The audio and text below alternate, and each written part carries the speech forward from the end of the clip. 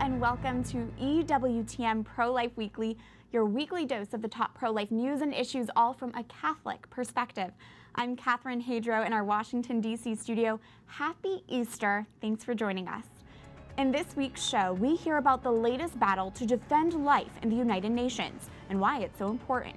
A real-life Disney princess responds to a Planned Parenthood tweet calling for a Disney abortion, and this. I really wanted to create an organization through which I imparted to others all the apologetics that I have studied. Love unleashes life. We introduce you to one woman's quest to spread the pro-life message in a winsome and effective way. But first, our top story: a federal court in D.C. tells the Trump administration the government cannot interfere with pregnant, unaccompanied minors from getting abortions. A judge last Friday issued an order barring the government from interfering with or obstructing pregnant minors from getting abortions while a lawsuit proceeds. This order covers pregnant minors being held in federal custody after entering the country illegally. Lawyers for the Health and Human Services say the department has a policy of refusing to facilitate abortions, and the director of the HHS office overseeing the shelters does not believe the teens have a constitutional right to abortion. The government can appeal the judge's order. Joining us now to discuss this is Christensen, the policy director for the Susan B. Anthony List. Good to have you back. Thanks for being with us this Easter week. Sure, thanks for having me. Can you put this ruling into context for us? How significant is it? It is a really big deal. This is, remember, we're talking about young people who have come to the United States without a mom or a dad or a guardian. And because we don't want to toss them into a prison, we put them into HHS care with the intention of looking out for their best interests. And what this judge has said to the administration is, you have no choice but to send these kids off for abortions, and you're not allowed to look out for the best interests of the mom or the baby any longer. The HHS maintains that taxpayers are not responsible for facilitating abortions for unaccompanied minors who have entered the country illegally and are currently in the government's care. But does this ruling open the door for women to enter this country illegally and demand abortions? It sends a message that the one thing that you can count on when you come to the United States is, of all things, abortion. That's the thing that we have available, even if you're in federal custody, which is really a sad message to be sending to the world. Of course, there are opportunities for appeal. This may end up going to the Supreme Court, which reminds us of how important it is to have 5 solid justices ready to defend the rights of all people, including those of the unborn. There was this exclusive reporting from the Daily Caller that just came out a few days ago that apparently the ACLU questioned top HHS official Scott Lloyd over his faith, and he's Catholic, and whether his religious imposition impeded his adherence to the law. How are pro-life officials in this administration being treated right now? Well, you know, that is just such a really disappointing approach that they've taken in this case, because when you think about it, it's not that they don't agree with his religion, it's that they don't agree with his position, which is one that protects unborn children and protects their moms. And you know, the ACLU and the abortion groups that have been pushing for these abortions, what they want is abortion right up until birth. In one of these cases, the child was 20 weeks old. That is not a controversial topic to most Americans. That baby deserved a chance at life. So using their religious views as a distraction from the extreme views of the abortion advocates, I think, is a tactic they're taking. And it is Scott Lloyd's job as a member of the pro-life Trump administration elected by pro-life Americans to defend the rights of unborn children. We need to support that pro-life work. Absolutely. Christensen, Policy Director for the Susan B. Anthony List, thank you for being here. Thanks for having me.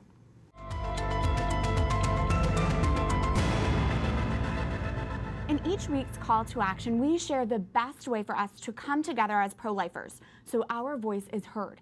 This week, we need to rally together to send a message of gratitude and thanks to leaders in the Department of Health and Human Services. Here is how you can send your thank you to HHS Secretary Alex Azar and to Scott Lloyd, the Director of the Office of Refugee Resettlement. Open up your computer or pick up your smartphone and type in ProLifeWeekly.com into your internet browser. That is ProLifeWeekly.com.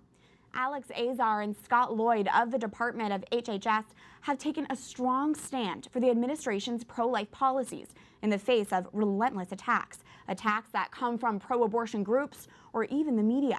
We are now hearing reports Scott Lloyd was even questioned about his Catholic faith in a recent deposition. We need to tell our HHS leaders this message. We, the American people, support you in working to protect both the mother and the child. That is true health care.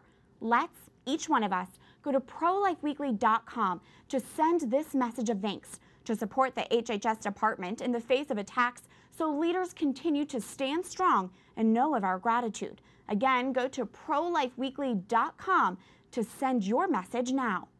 Turning to more pro-life news now, a Catholic state representative from Illinois opens up about why she chose life and not abortion for her son with a life-limiting condition. Originally published in 2015, a commentary piece by Illinois State Representative Jeanne Ives was recently recirculated online.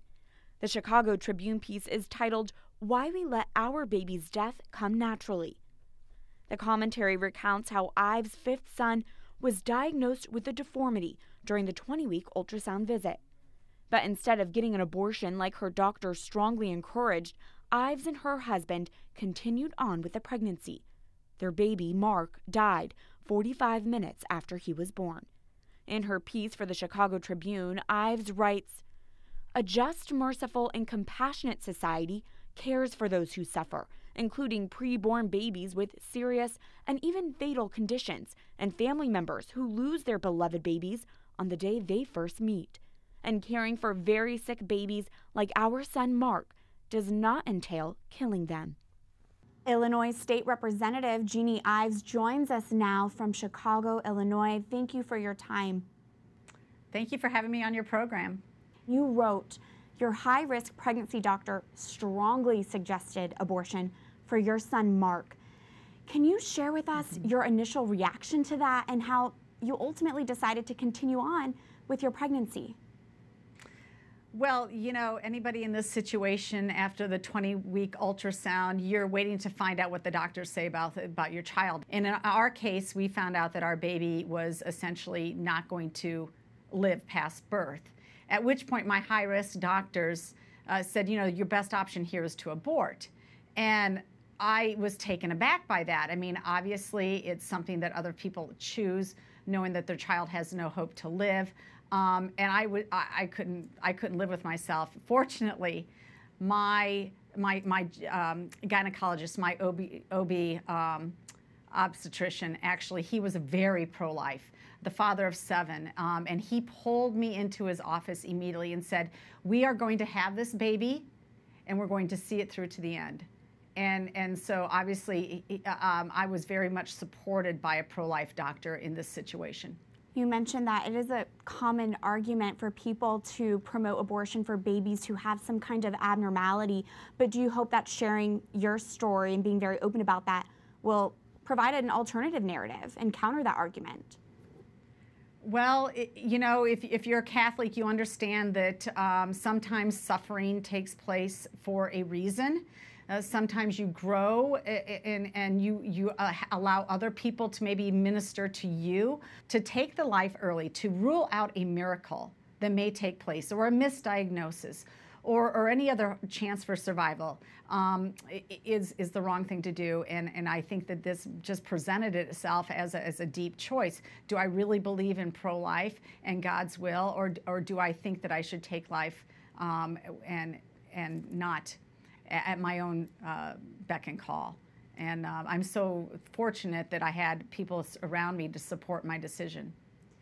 You mentioned earlier your Catholic faith. How has your Catholic faith sustained you during that time and today?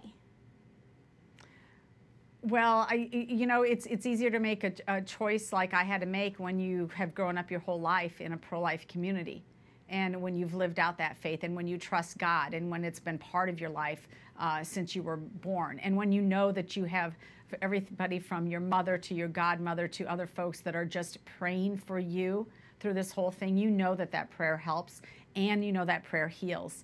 And at that time, our kids were in Catholic school at St. Michael's, and the second grade teacher, which was one of my son's teachers at that time, happened to be a nun.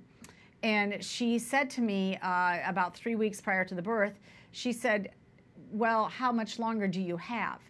And I said, well, about 3 weeks. And she looked at me and she said, that's really good, because then healing can begin. But you see, I know that had I taken the life early, had I not let this play out in God's time, that there would not have been the same healing.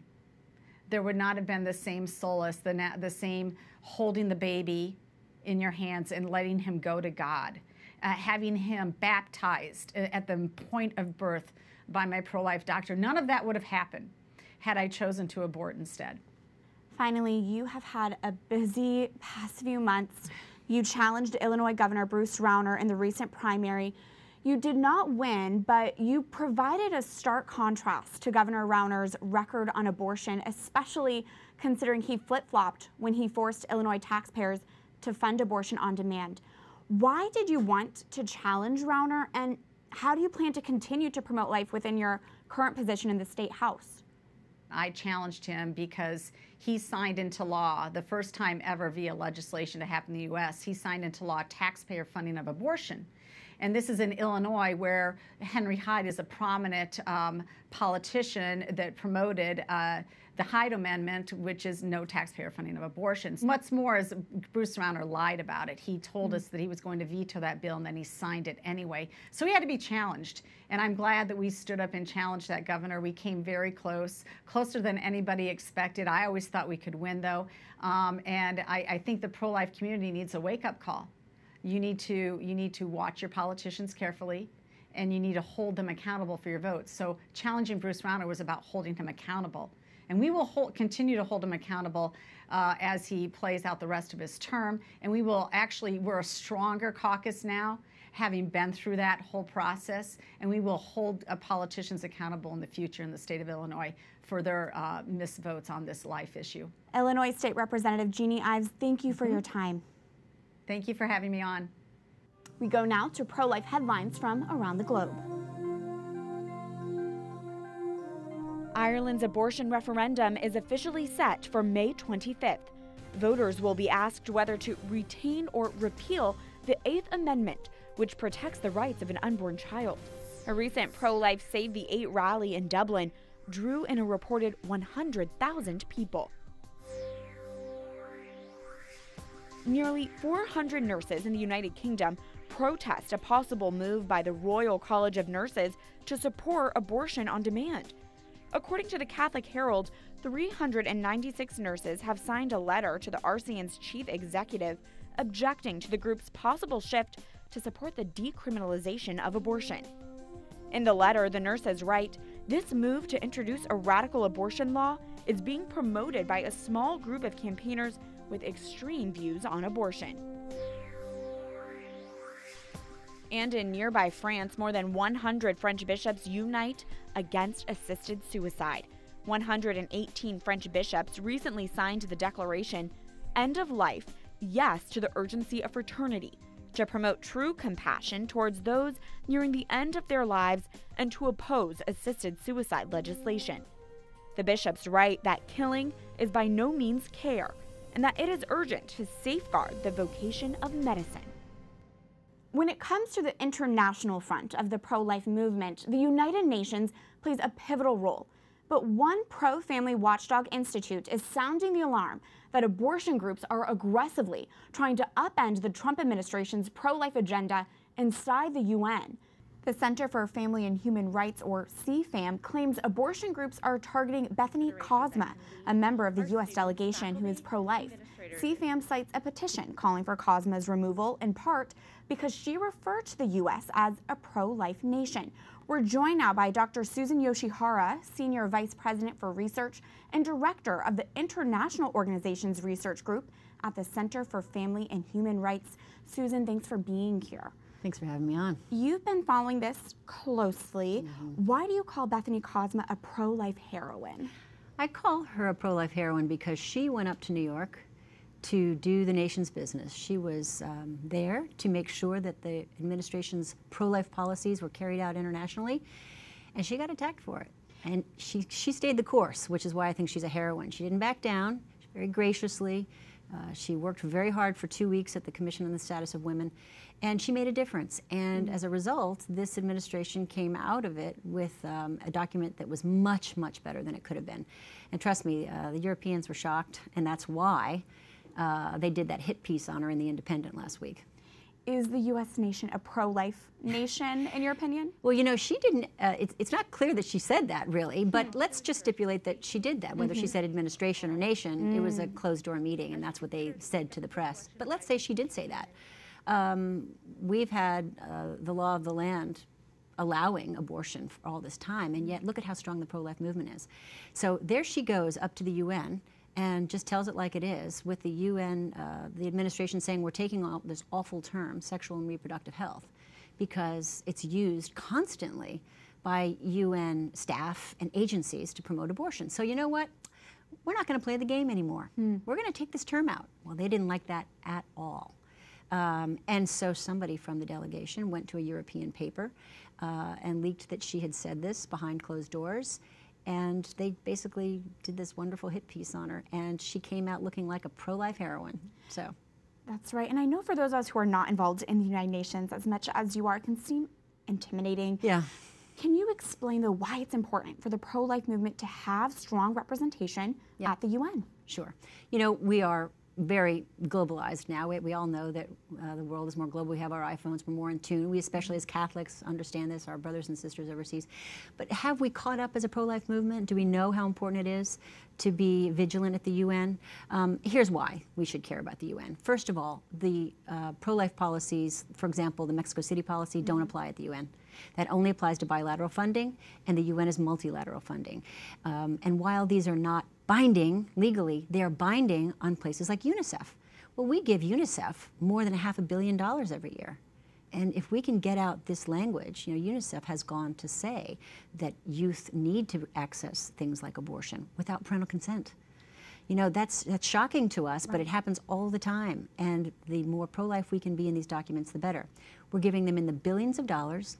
It's unaccountable, and the American people have a right to know where the money's going, and if they don't know where it's going, they have at least a right to make sure it's not going to be used on abortion.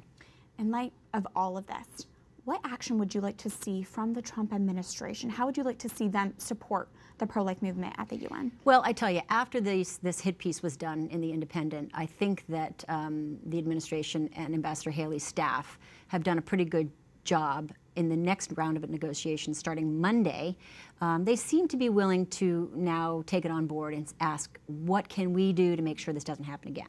So I'm hopeful that Ambassador Haley is going to make sure that New York carries out what Washington has been trying to do, and that is to make sure that we have a rock-solid pro-life policy going forward. I'd like to see them put more people like Bethany on the delegation. We need more people like her. We shouldn't be punishing her and calling for her firing. We should be shaking her hand, writing to Ambassador Green at the USAID and saying, thank you for sending her up there to New York. And please send more people like her. And State Department as well. And let's thank those people who are pro-life in this administration, because it's not easy. Absolutely. Thank you so much for that perspective and making us aware of the situation going on at the UN. Dr. Susan Yoshihara, thank you. Thank you. When we come back, dialogue is so important because all too often people hear slogans and they just accept it because it sounds catchy, and they'll repeat it back when they're asked their position on abortion, but they haven't really processed what it actually means. the woman behind the viral pro-life talk at Google shares how she strives to move hearts and minds. Stay tuned as EWTN Pro-Life Weekly continues after this break.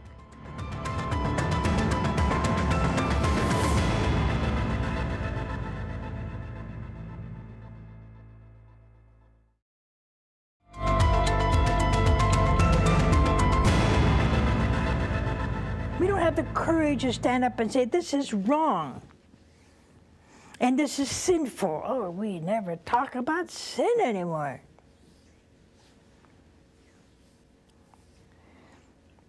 Because we don't love enough to tell the truth.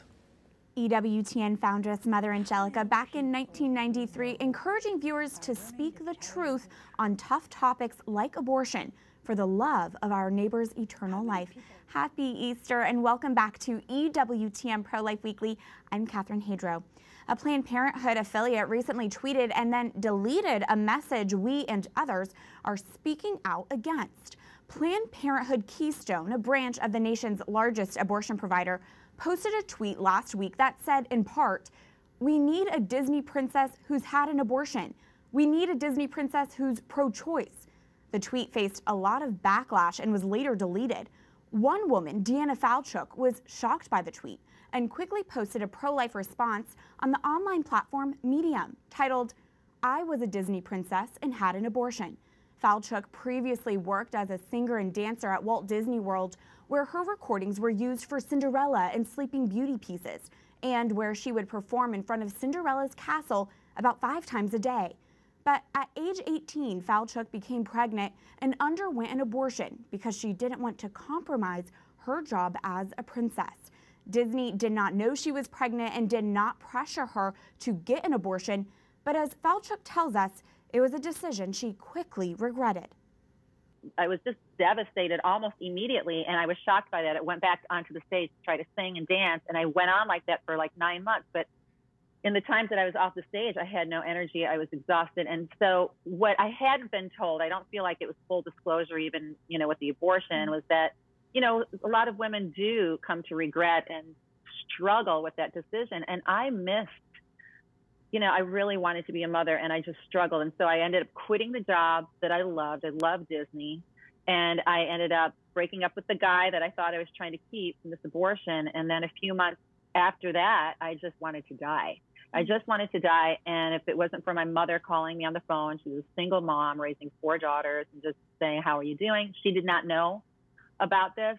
But the thought of my, committing suicide or not being here and hurting her after I had just been struggling so much, the loss of my child, which some people could say, well, you hardly knew, he was just pregnant. It's not like you really knew the child, but I was struggling with that. And so I just chose to find my healing through the Lord. And from there, came out of it and was blessed to be redeemed and transformed through his love.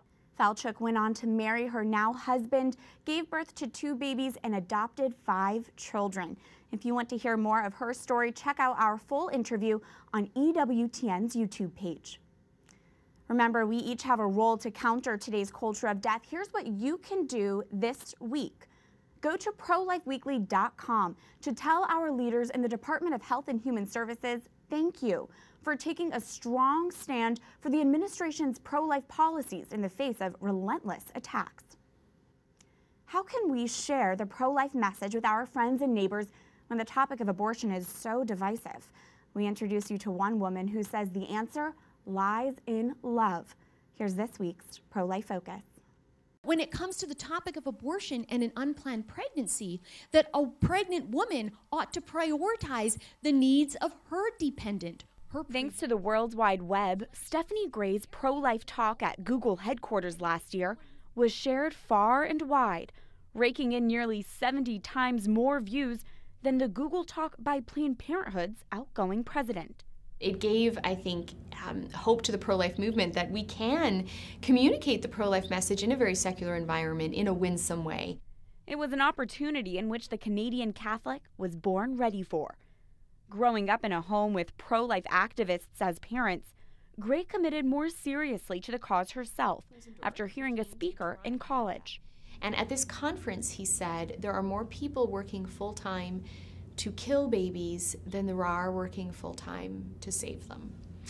And I heard those words, and I really felt convicted by the Holy Spirit that I needed to work full-time to save babies. Following graduation, Gray spent more than a decade as executive director and co-founder of the Canadian Centre for Bioethical Reform. There, she grew in her knowledge and expertise on the pro-life issue and became a sought-out presenter traveling around the globe. All of us, in some way, are touched by and affected by abortion. I want to talk about the kind of strategy we need to take when it comes to our encounters with people. In meeting with people on the front lines of the pro-life movement, Stephanie Gray saw a need to create her ministry, Love Unleashes Life. She's written a book with the same name, all with the mission to influence the influencers, so pro-lifers who walk the walk can also talk the talk. I really wanted to create an organization through which I imparted to others all the apologetics that I have studied, that I've implemented, that I've practiced, and that I have found to be very fruitful in the pro-life cause. She informs clergy, lawyers, doctors, and others with lessons she's learned in her career. Gray packs her apologetics into speeches and debates to encounter tough abortion questions head on. When you do a debate, it intrigues people who aren't sure what to think. Oh, two sides coming together, face off, I want to hear how this goes down. And then we have an opportunity to reach those fence sitters, you could say. It's a strategy that's changed and saved lives. I found out later that there was an audience member on that college campus who attended the debate who was pregnant, and she was considering having an abortion. And as a result of that debate, she decided to carry that pregnancy to term. When listening to her speak, Gray's approach is very calm, confident, and reasoned. So whatever difficult circumstances we hear from abortion supporters, it's our job to validate the challenge and then cast another vision. She pulls in philosophical, biological, or theological arguments when applicable. But the international speaker is quick to say it is prayer that must be the foundation of any pro-life communication. Prayer roots us. It's the foundation from which we engage the culture if we're to be effective. But moreover, it's a reminder that it is the spiritual battle, that it's not my strength that's going to get this message out there, that's going to convert hearts and minds. It's God's strength. Whether she's speaking to a major company like Google or at a more humble parish, this Canadian pro-lifer pours her all into her talks. For Stephanie Gray, the issue of life is a matter of black and white. When we proclaim truth in a loving way, in a winsome way, that we really can make a positive difference to build Christ's kingdom here on earth. If you'd like to follow along with Stephanie Gray's work, go to loveunleasheslife.com. That's it for this edition of EWTN Pro-Life Weekly. If you have any questions or comments, we'd love to hear from you. Just send an email to prolifeweekly@ewtn.com. I look forward to seeing you all here again next week. Remember, life is a gift. Your life is a gift. God bless and happy Easter.